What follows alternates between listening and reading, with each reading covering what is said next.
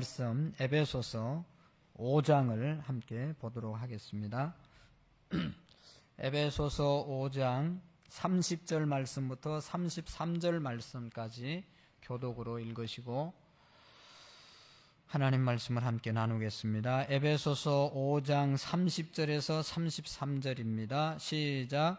우리는 그의 몸의 지체임이라. 그러므로 사람이 부모를 떠나 그의 아내와 합하여 그 둘이 한 육체가 될지니 이 비밀이 크도다. 나는 그리스도와 교회에 대하여 말하노라.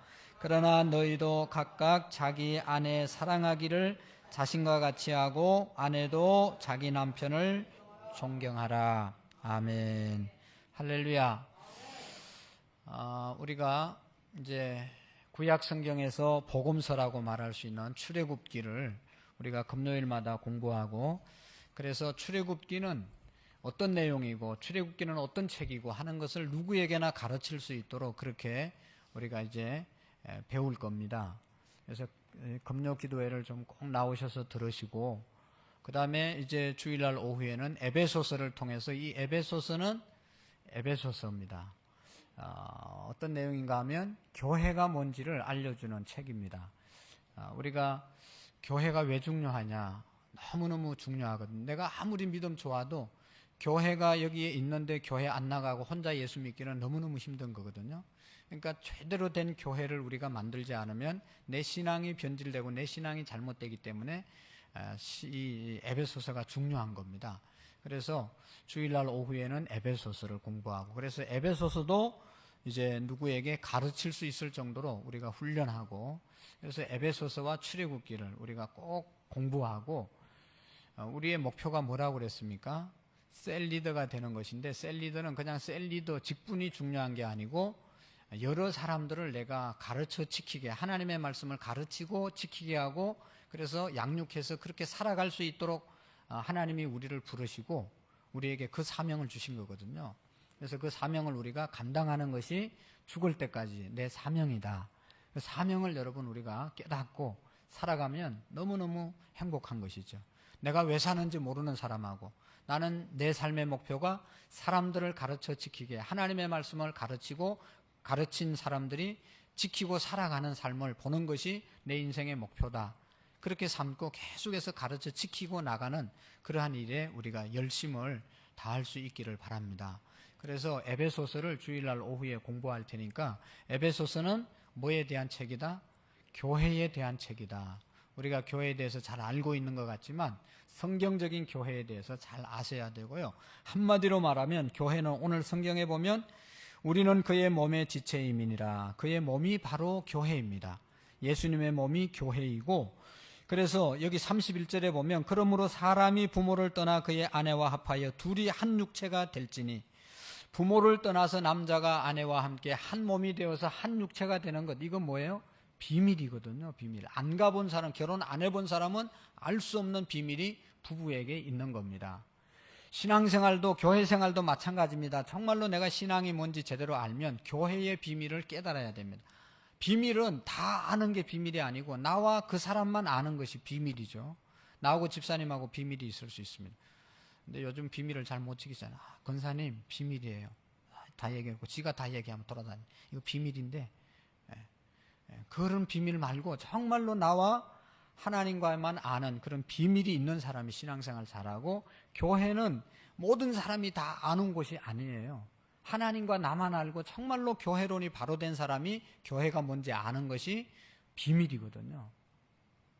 여러분, 우리가 그래서 교회를 왜 저렇게 열심히 섬기냐, 교회를 왜 이렇게 열심히 하냐, 그건 하나님과 자기와의 비밀이 있기 때문에 그렇고, 교회가 그리스도의 몸으로서 비밀이 그 속에 숨겨져 있다는 것을 깨달은 사람은 열심히 교회를 위해서 일할 수 있는 겁니다. 그래서 어쨌든 이 아내와 합하여 둘이 한 육체가 될지니 이 비밀이 크도다. 부부가 되는 것이 너무 비밀이 크죠. 우리가 저 남편하고 저 아내하고 어떻게 살까? 저 집에 참 신기하다. 그런 집들 많잖아요. 우리는 모르는 비밀이 있습니다. 그래도 다 살만한 이유가 있고 비밀이 있어서 사는 거예요. 아유, 나 같으면 하루도 못 살겠다. 그래도 평생 살거든요, 그 사람들은. 왜냐하면 비밀이 있어요. 교회에 관한, 교회라고 하는 것이 바로 그리스도와 나와의 비밀이 있는 겁니다. 그래서 나는 그리스도와 교회에 대하여 말하노라. 그래서 교회를 제대로 이해하려면 가정을 제대로 이해하는 겁니다. 그래서 에베소서는 가정을 통해서 교회의 모습을 제대로 보여주는 겁니다. 가정이 뭡니까? 가정에서 어떤 일들이 일어나야 됩니까? 그것이 바로 교회에서 일어나야 되고, 가정에서 일어나는 일들이 교회에서 그대로 적용되는 교회가 제대로 된 교회이고, 제대로 된 교회론을 우리가 이해하는 겁니다. 그러니까 가정생활을 바탕으로 한 신앙생활이 바로 교회 생활입니다. 그래서 우리가 이 가정에 대해서 우리가 이제 그 에베소서 5장 여기에서부터 쭉 가정에 대해서 또 많이 나오잖아요. 그걸 근거해서 교회가 뭔지를 잘 설명하고 있는 것입니다. 그래서 우리가 함께 살펴보시면 좋겠어요. 에베소서를 비춰주시기를 바랍니다. 에베소서는 교회론이라고 그랬죠. 네. 여기 왜 PPT 안 나와요? 네. 네. 자, 교회, 그리스도의 몸, 영광스러운 교회입니다. 자, 교회는 그리스도의 몸이고 교회는 영광스러운 곳이 교회이다. 그 내용을 담고 있는 것이 에베소서다. 사람들은 교회를 폄하하는 말들을 많이 합니다. 교회가 어떻고 저떻고 하는데, 그럼에도 불구하고 교회는 영광스러운 곳입니다. 하나님은 교회를 통해서 그런 다 썩은 것 같은 그런 교회를 통해서도, 그 속에서도 하나님의 역사가 교회를 통해서 일어나는 겁니다. 여러분, 교회가 없어지고 교회를 떠나면 구원받기 어려운 겁니다. 그래서 우리가 교회가 영광스러운 곳이다, 영광스러운 교회로 만들어 가야 됩니다. 그러기 위해서는 우리가 꼭 알아야 될 사항들이 있죠. 자, 한번 쭉 읽어보겠습니다. 세월호의 침몰의 근본적인 문제는 뭐라고요? 벨레스트라고 하는 이 균형을 잘 잡아야 되는데, 배가 이렇게 아무리 급하게 턴해도 이게 침몰 안 되도록 그 밑에 기름이나 물을 채워가지고 밸런스를 잡는 게 있다고 합니다. 근데 이거를 그냥 이렇게 해서 조작을 해가지고 그걸 깨트렸기 때문에 급류에 휩쓸려서 침몰한 거거든요. 균형을 잡을 수 있어야 되거든요. 오늘 우리 교회도 내 신앙도 마찬가지입니다. 가정도 마찬가지고 균형 감각이 있어야 됩니다. 균형 감각. 우리가 한쪽으로 치우치면 이게 사고가 나거든요. 신앙생활도 교회도 치우치기 때문에 문제가 되는 거거든요. 우리 한국 정치도 마찬가지잖아요, 여러분.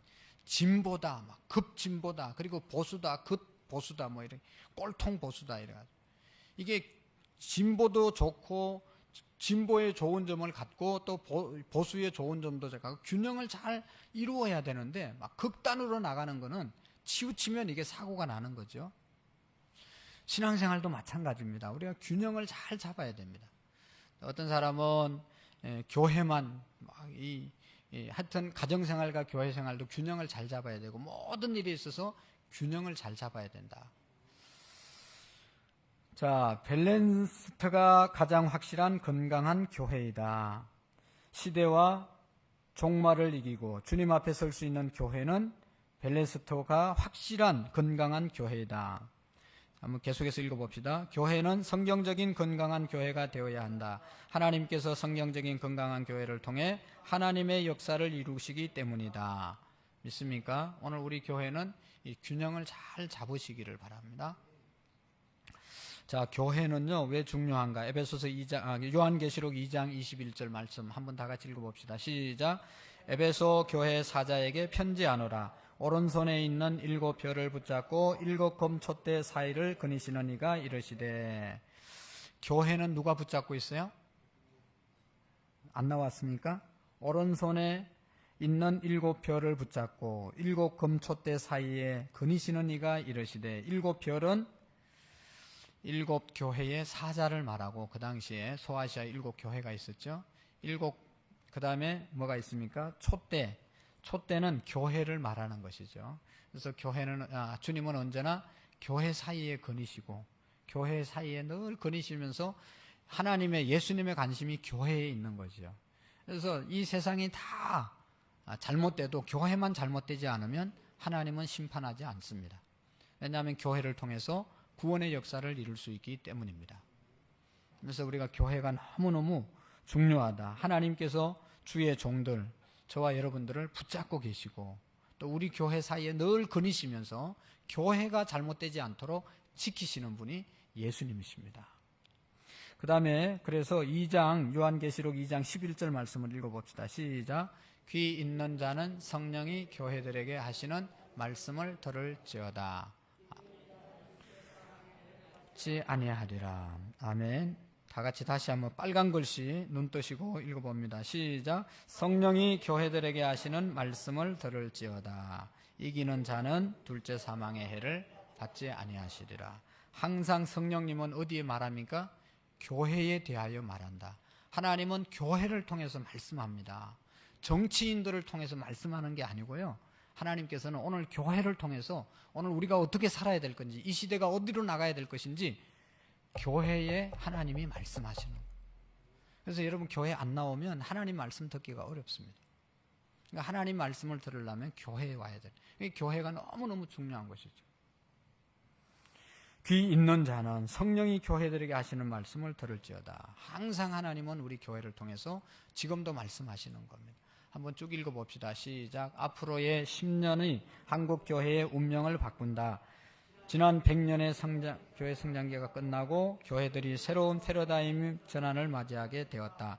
지금은 미래의 통찰력이 필요한 시기이다. 새로운 100년의 지속 가능한 한국 교회를 위한 지혜로운 대안이 필요한 시기이다. 성경적인 교회가 무엇이냐? 성경적인 교회가 무엇이냐 하는 것이 중요하죠. 이제 옛날처럼 그냥 구태의연하게 신앙생활해서는 여러분 우리 다 침몰합니다. 이제 정말로 정신 안 차리면요 우리 교회도 희망이 없어요. 제가 정신 차리고 정말로 우리 장로님들 권사님들 정신 안 차리고 이렇게 신앙생활 해가지고는요 이제 좀 있으면 침몰해요. 다 침몰합니다. 그러니까 침몰 안 하기 위해서는 계속 우리가 몸부림치지 않으면 다 침몰합니다. 거대한 세력들이 몰려오잖아요. 거기에서 살아남기 위해서는 정말로 비장한 각오를 가지고 제대로 안 하면 다 어려워집니다. 지금 역사가 다 그렇게 왔잖아요. 역사를 우리가 거슬리고 이기려면 정말로 정신 차려야 되는 거예요. 앞으로 10년 여러분 보세요. 여러분들이 이제 60, 70 은퇴가 되면 여러분들이 은퇴하면 여기 계시는 권사님, 집사님, 장로님들이 은퇴하면 우리 교회 어떻게 될까 한번 생각해 보세요. 지금 졸고 있을 때가 아니라니까. 10년 후에잖아요. 이제 은퇴 10년 남았잖아요. 그러면 저 청년들이 교회를 잘 지킬 거예요. 그렇지만 또 잘 못 지킬 수도 있어요. 저 시대가 하나님을 안 만나고 그냥 세상 문화를 가지고 교회 들어오면 다 교회는 외국처럼 그렇게 되는 거죠. 그러니까 이 10년 안에 우리가 정말로 교회로 제대로 된 교회론을 붙잡지 않으면 우리 교회도 희망이 없어요. 모든 교회들이 희망이 없어요. 점점 어려워지잖아요. 그러나 제대로 된 성경이 말하는 교회가 뭔가 성령의 인도하심 아래 있는 건강한 교회가 될 때 희망이 있는 것이지 그렇지 않으면 절대로 희망이 없습니다. 그러니까 우리가 성경을 공부하고 정말로 성경이 교회를 뭐라고 말하는지를 우리가 공부해야 돼요. 배워야 됩니다. 그냥 지금까지 잘 됐으니까 앞으로도 잘 되겠지. 아주 큰 착각입니다. 잘 될 수가 없습니다. 하나님을 만나야 되는데 이게 중고등부 학생들이 하나님 만나는 프로그램, 하나님 만나는 그 열정, 하나님 만나려고 하는 몸부림이 있어야 되는데 이게 너무 부족하잖아요. 청년들, 우리 장년들 다 정말로 이 몸부림이 있어야 되거든요. 그래서 여기 보십시오. 에베소서가 말하는 교회론이 뭔지 한번 읽어봅시다. 시작. 지금까지 성공신화의 영감을 받아 세속적인 가치관에 의해 고안된 청사진이 교회 성장을 주도해 왔었다. 이제 성장주의 패러다임이 아닌 성경적 패러다임을 찾아야 한다. 교회론을 성경대로 공부해야 한다. 에베소서는 성경이 말하는 정석 교회론이다. 정석 교회론을 우리가 공부해야 되는데요. 그러기 위해서 제일 교회가 붙잡아야 될 게 뭔가 하면 복음이거든요. 복음. 오늘 이제 오후에 윷놀이 하잖아요. 그것도 해야 됩니다. 또 당구도 치고 탁구도 치고 축구도 하고 다 해야 됩니다. 그러나 다 하면서 우리가 꼭 붙잡고 왜 그것을 해야 되냐? 복음 때문에 해야 되는 겁니다. 이거 하면서 다른 거 다 하셔야 되는. 근데 이거 복음 놓치고 다른 아무리 사람들이 많이 모이고 재미있어 하고 좋아하는 걸 하면 그건 교회일 수 없습니다. 복음이 중심이 돼야 교회가 교회 될 수 있습니다. 자, 복음이 뭔지 여러분 설명할 수 있습니까? 자, 같이 한번 읽어보겠습니다. 로마서 1장 4절에서 4절까지 말하는 복음, 사도 바울이 로마 교회에 알려준 복음이 뭔지를 한번 읽어봅시다. 시작. 예수 그리스도의 종 바울은 사도로 부르심을 받아 하나님의 복음을 위하여 택정함을 입었으니 이 복음은 하나님이 선지자들을 통하여 그의 아들에 관하여 성경에 미리 약속하신 것이라. 그 아들에 관하여 말하면 육신으로는 다윗의 혈통에서 나셨고 성결의 영으로 죽은 자들 가운데서 부활하사 능력으로 하나님의 아들을 선포되셨으니 곧 우리 주 예수 그리스도시니라. 아멘. 복음은 뭐냐? 복음은 뭐예요? 빨간 글씨 한번 읽어볼까요? 다시 시작. 그의 아들에 관하여, 그의 하나님의 아들 예수 그리스도라. 복음은 뭐라고요? 하나님의 아들 되신 예수 그리스도, 그분이 우리에게 있어서 복음이다. 예수님이 곧 복음이다. 믿습니까? 왜냐하면 예수님이 우리를 구원하시고 예수님이 우리를 영생 얻게 해주셨기 때문에 예수님이 복음이죠. 그래서 교회가 복음을 놓치면 이거는 이제 더 이상 교회라고 말할 수 없는 것이죠. 근데 오늘날 많은 교회들이 뭐 아직도 복음을 얘기하냐 그러면서 예수님 없는 교회를 너무 많이 만드는 거예요. 예수님을 위해서 찬양해야 되고 예수님을 위해서 우리가 기도해야 되고 예수님을 위해서 살아야 되는데 예수님은 없고 나만을 위해서 나 좋아라고 찬양하고 뭐 온갖 악기 뭐 듣기 좋은 것으로 자기들 좋아라고 하는 것은 이건 교회일 수 없는 것이죠. 복음, 예수님이 살아 있어야 되는 것입니다. 자, 마태복음 1장 1절 복음에 대해서 또 설명합니다. 시작. 하나님의 아들 예수 그리스도의 복음의 시작이라. 아멘. 뭐가 복음이라고요? 하나님의 아들 예수 그리스도 복음의 시작이다. 그래서 그게 뭐예요? 복음서. 복음의 시작을 알리는 내용이 복음서입니다. 마태복음, 마가복음, 누가복음, 요한복음. 마태, 마가, 누가, 요한복음이 복음서입니다. 그래서 여기 복음 신약성경을 보면 복음서가 나오죠. 복음서는 뭐라고요? 마태, 마가, 누가, 요한복음 4복음서잖아요. 자, 복음서가 뭔가? 복음서는 시작. 복음서는 하나님이 이 땅에 찾아오신 역사이다. 복음서는 하나님이 이 땅에 찾아오신 역사인데 하나님이 이 땅에 찾아오신 것이 뭐예요? 예수 그리스도가 이 땅에 태어나신 것입니다. 예수님이 오신 것이 복음이 이 땅에 오신 것입니다. 그 내용이 마태, 마가, 누가, 요한복음에 기록되어져 있다는 거예요. 자, 성경적인 세계관을 보면 하나님이 창조하셨잖아요. 에덴 동산을 창조하시고 보시기에 아름답게 하셨어요. 그리고 난 다음에 에덴에 마지막 다 만들어 놓고 사람을 만들었잖아요. 그리고 모든 것을 즐길 수 있도록 인간에게 다 위임해 주셨습니다. 그래서 생육하고 번성하여 땅에 충만하고 다스리고 정복하라. 창세기 1장 28절에 축복의 말씀을 주셨어요. 그런데 함께 동산 중앙에 있는 선악과 따먹지 말라. 먹는 날에는 정령 죽으리라. 하나님이 그렇게 말씀하셨잖아요. 그 약속을 주셨단 말이죠. 언약을 주셨단 말이죠. 근데 그 약속을 인간들이 지키지 않으므로 타락하게 된 것이죠. 하나님 떠나서 하나님 말씀 어긴 것, 그것이 타락인데요. 그래서 타락해서 죄를 짓고 아담의 아들이 누굽니까? 아벨과 가인이었잖아요. 형인 가벨이 아벨을 죽였잖아요. 그러니까 이제 계속해서 이런 살인의 역사가, 죄악의 역사가 계속, 타락의 역사가 계속되는 거예요. 그러니까 타락의 결과는 뭐예요? 멸망이잖아요. 근데 하나님께서는 인간이 타락하고 멸망받는 것을 원하지 않아서 구원의 길을 또 열어주셨잖아요. 짐승을 잡아서 아담과 하와에게 가죽옷을 지어 입히시고, 그래서 양이 희생됨으로, 양이 피를 흘림으로, 양이 죽음으로 사람이 살게 되었어요. 옷을 만들어서 하나님이 입혀주시고 인간을 보호해 주셨잖아요. 하나님이 창조하시고 인간이 하나님을 떠나 타락하고 멸망의 길로 가는 인간을 하나님의 속성 때문에 구원해 주시고 이게 계속해서 하나님의 역사 속에 일어나는 겁니다. 여러분 우리도 마찬가지예요. 우리 교회도 이렇게 우리 역사도 다 마찬가지 이렇게 흘러가는 거예요. 잘 될 때가 있어요. 우리나라가 많이 어려운데 지금 얼마나 잘 삽니까? 잘 되잖아요. 근데 이게 계속 잘 되면 좋은데 인간의 속성상 이제 타락합니다. 타락은 얼마나 또 타락했어요. 그러니까 타락은 그냥 곧 멸망을 가져오는 것 아니겠어요?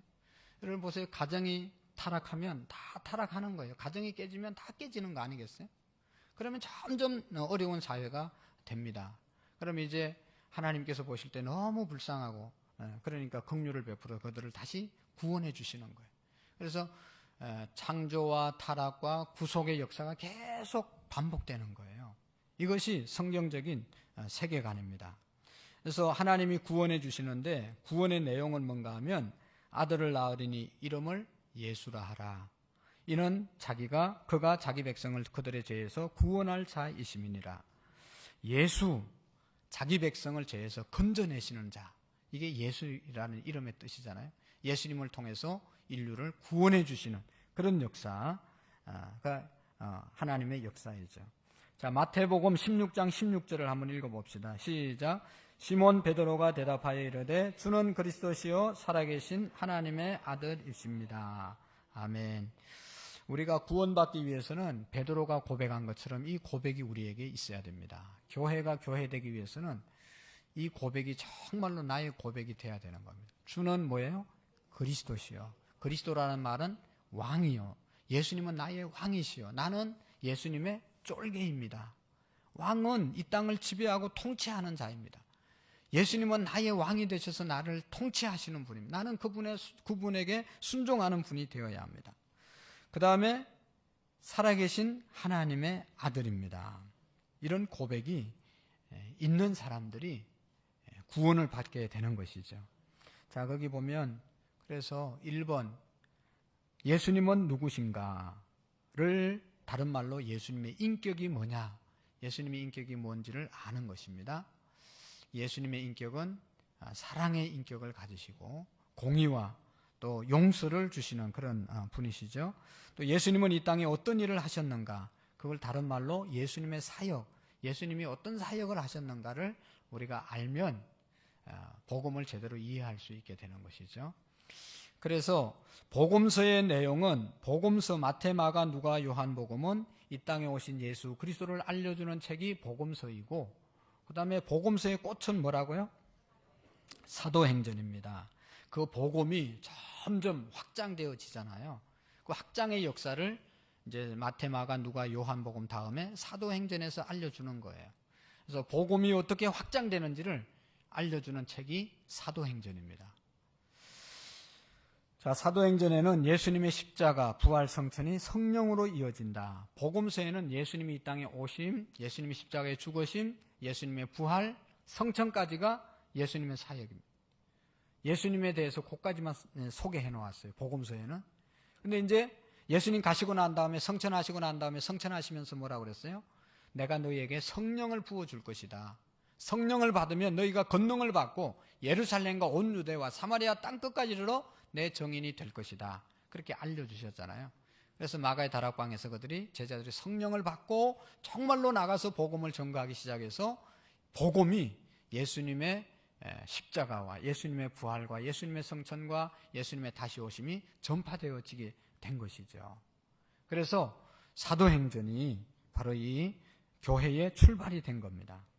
성령이 오셨을 때 교회가 출발했다. 사도행전 1장 8절, 우리 다 잘 외우는 말씀이죠. 한번 외워볼까요? 시작. 오직 성령이 너희에게 임하시면 너희가 권능을 받고 예루살렘과 온 유대와 사마리아와 땅끝까지 이르러 내 정인이 되리라 하시니라. 아멘. 이것이 바로 성령이 오셨을 때 오늘 우리 지역까지, 대한민국에까지 복음이 오게 된 것입니다. 성령이 임했기 때문에.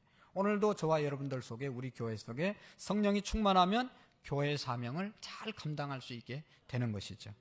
자, 사도행전 22장 23절로 읽어보겠습니다. 시작. 하나님이 오른손으로 예수를 높이심에 그가 약속하신 성령을 아버지께 받아 그가 보고 듣는 것을 부어주셨느니라. 사도행전은 스피릿이 제자들에게 전달되어 동일하게 그들을 킹덤 빌더가 되는 이야기이다. 사도행전은 성령을 통해서 예수 그리스도의 영성, 스피릿, 정신이 제자들에게 전달되어서 동일하게 예수님과 동일하게 그들이 킹덤 빌더가 되는 이야기다. 하나님 나라 건설을 위해서 쓰임받게 된다 하는 것입니다. 그래서 복음을 받고 그 복음이 성령으로 인해서 전파되어지는 곳, 그것이 바로 진정한 교회라는 것입니다. 한번 사도행전 2장 36절 읽어볼까요? 시작. 너희가 십자가에 못 박은 이 예수를 하나님이 주와 그리스도가 되게 하셨느니라. 아멘. 사도행전의 열매는 서신서다.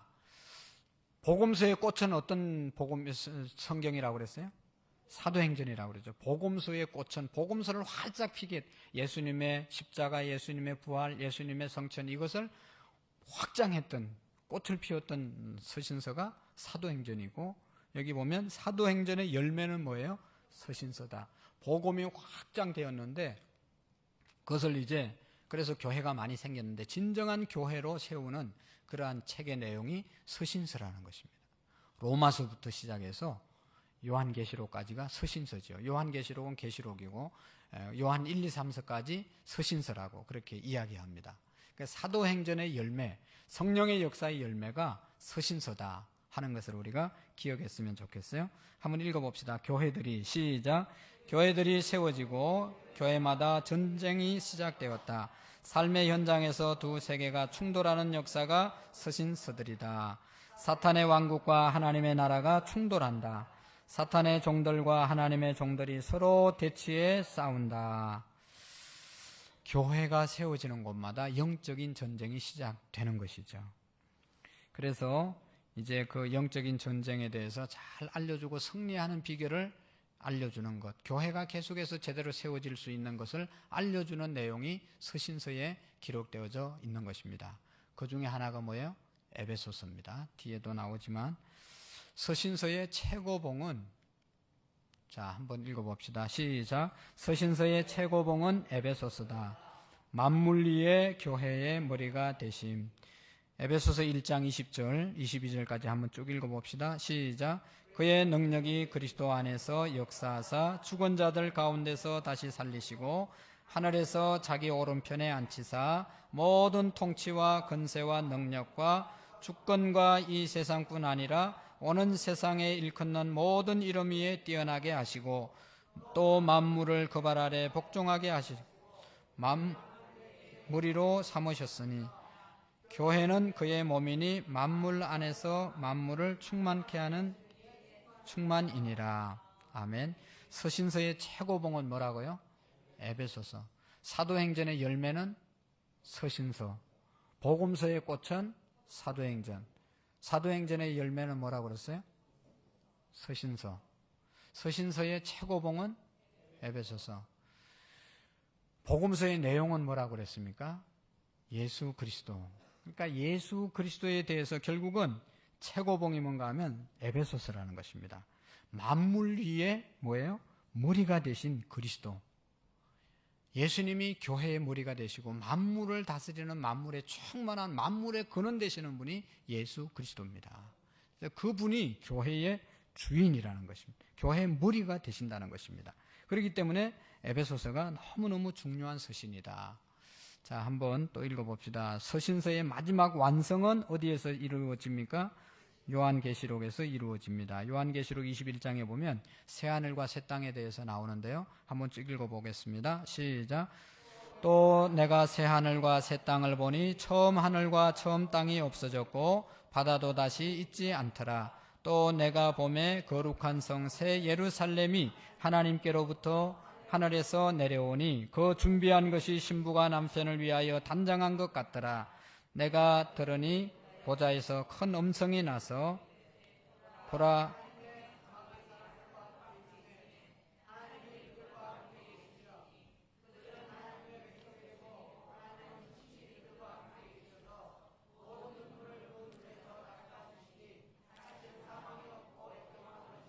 곡한한 것이 다시 있지. 아니하니라. 아멘. 이제 이 땅의 교회는 언젠가는 없어지고요. 천상의 교회가, 하늘나라의 교회가 펼쳐질 것입니다. 그때를 우리가 훈련하는 것입니다.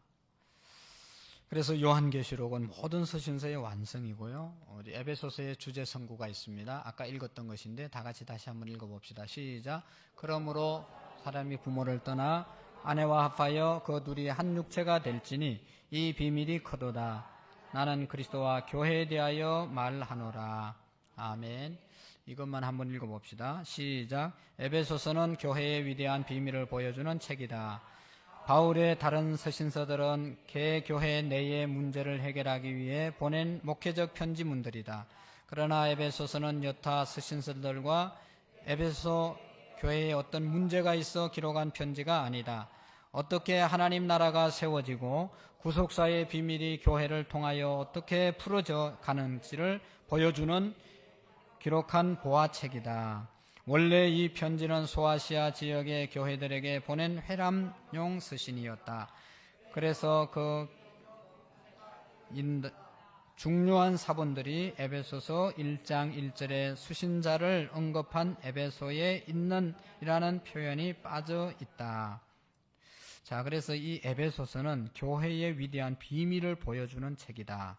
어떻게 하나님 나라가 세워지는지, 어떻게 구속사, 구원의 역사가 교회를 통해서 풀어가는지를 알려주는 책이 바로 이 에베소서입니다. 그러니까 에베소서가 너무 중요하다는 것을 우리 기억하시고 집에서 이제 오실 때 에베소서를 꼭 좀 읽어보시고 6장까지밖에 없으니까 일주일 내에 좀 읽어보시고 오시면 다음 주에도 계속해서 에베소서를 함께 보겠습니다. 에베소서는 교회를 설명하는데 교회는 가정을 근거로 해서 설명한다고 그랬죠. 가정이 너무너무 중요하다.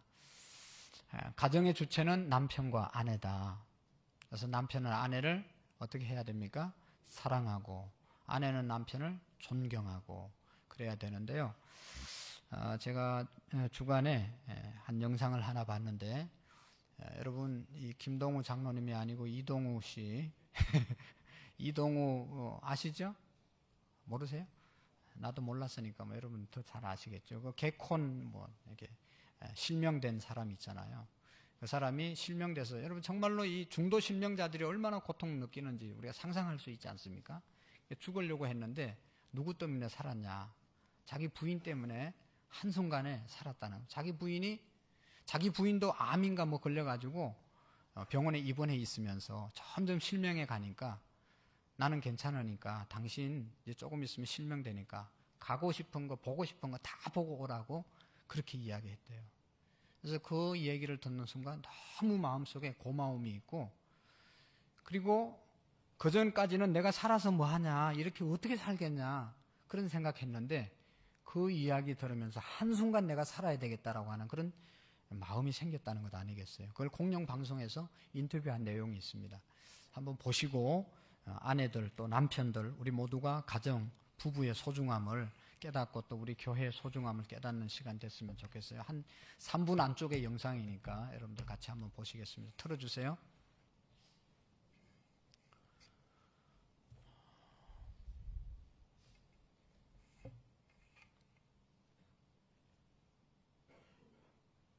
이런 얘기를 하면 딱 준비를 해야 되는데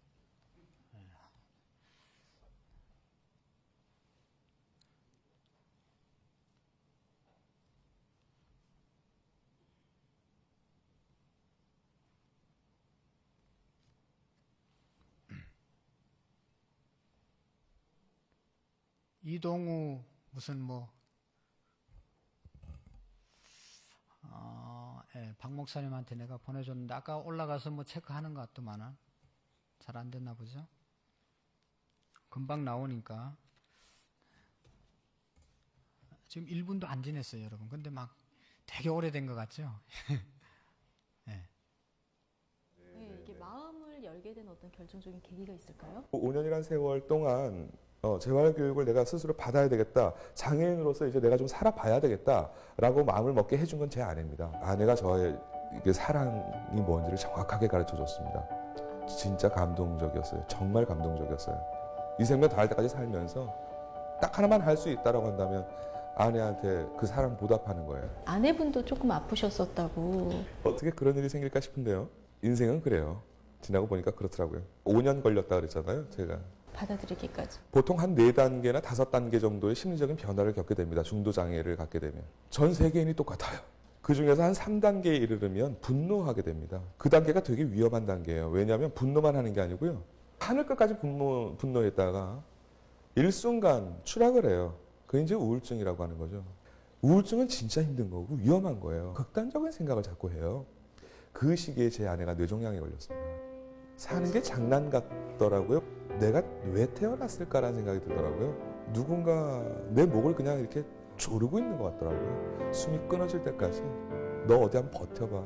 사람이 그 지경까지 가니까 이렇게 앉아있다가 그냥 내가 물이 됐으면, 그래서 조용히 증발해버렸으면 좋겠다. 제 아내가 뇌종양 수술을 받고 이제 회복실에 누워서 저를 보고 그런 얘기를 해요. 어디 멀리 여행을 좀 다녀오라는 거예요. 외국도 좋고 국내도 좋고 한 달도 좋고 1년도 좋대요. 무슨 얘기야? 지금 시력이 그만큼 남아있을 때 지금까지 살면서 보지 못했던 아주 아름다운 광경들과 정말 만나고 싶었던 사람들을 용기 내서 다 눈 안에 집어넣고 오라는 겁니다. 본인이 정말 수술해서 그렇게 아픈데도. 네.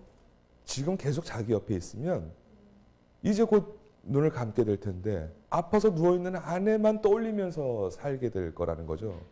자긴 그거 싫다. 그때 되게 많이 울었죠. 그때 병원 밖에 나와서 정말 통곡을 하고 울었어요. 그날 흘렸던 눈물은 희망, 힘, 그리고 비로소 내가 일어서야 되겠다. 그리고 나 이제 남편 노릇해야 되겠다. 정말 한 방이었습니다. 한 방. 그리고 재활교육 받아야지.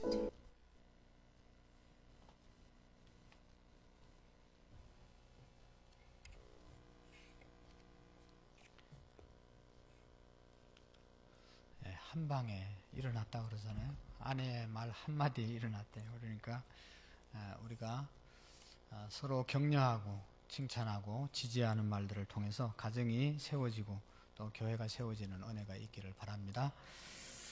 찬송 한 장 드리시